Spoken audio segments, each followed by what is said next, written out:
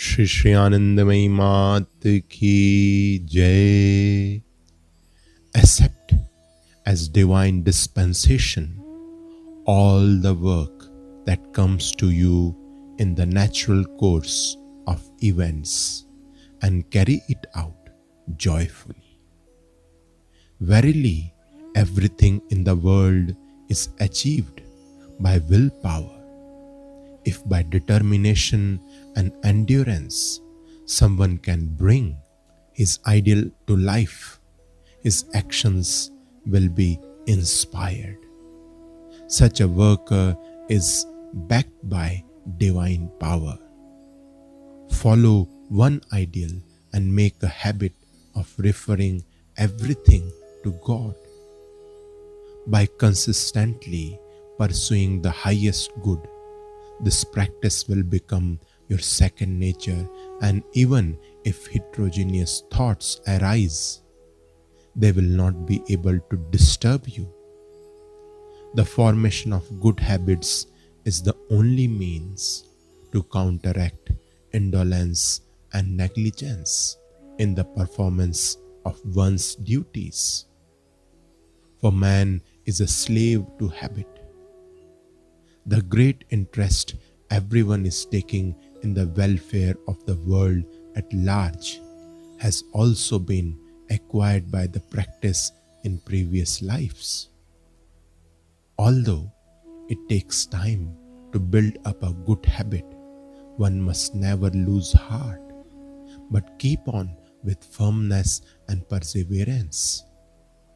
It is a fact that spiritual exercises performed with regularity, even for a short period daily, gradually create an ardent longing for God. The cultivation of sincerity and purity is an indispensable prerequisite to self-realization. The dual process of breaking down and building up is inherent in the movement of time, Kal. But Mahakal, the great God who sits enthroned above time, is perfect as the one whole being and perfect as manifested in the many.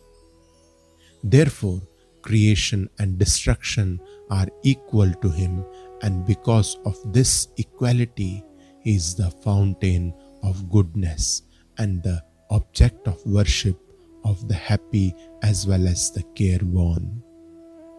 Without creation, there can be no destruction, and the vice versa.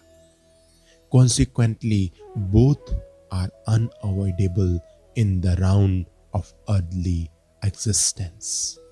But we shut up within our shells like prisoners, have become limited and narrow-minded, and we cannot transcend the sense of I and mine.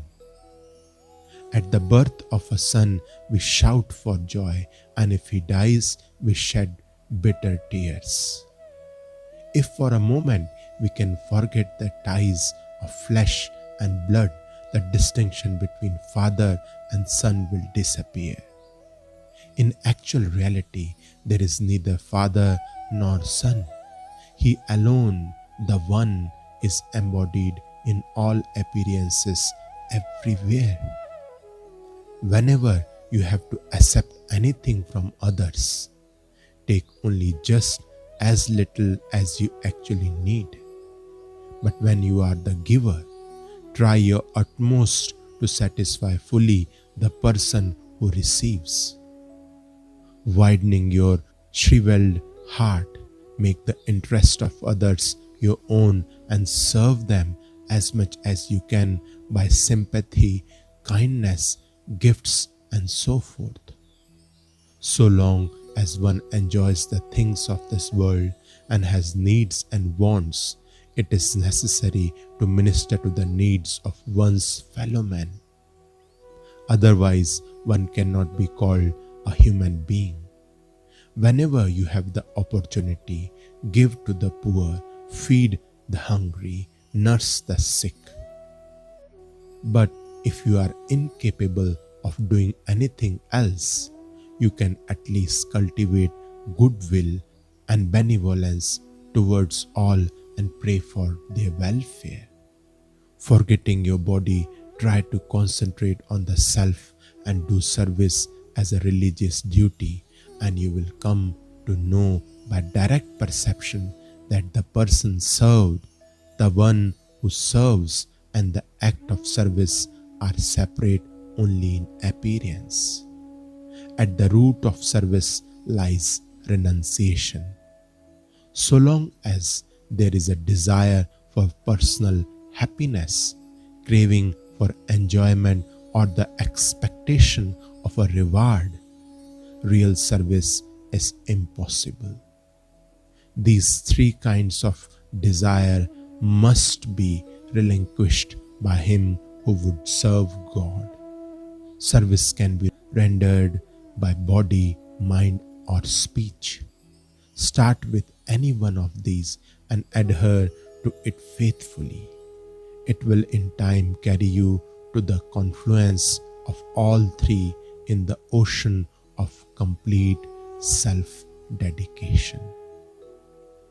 Shri Shri आनंदमयी मात की जय।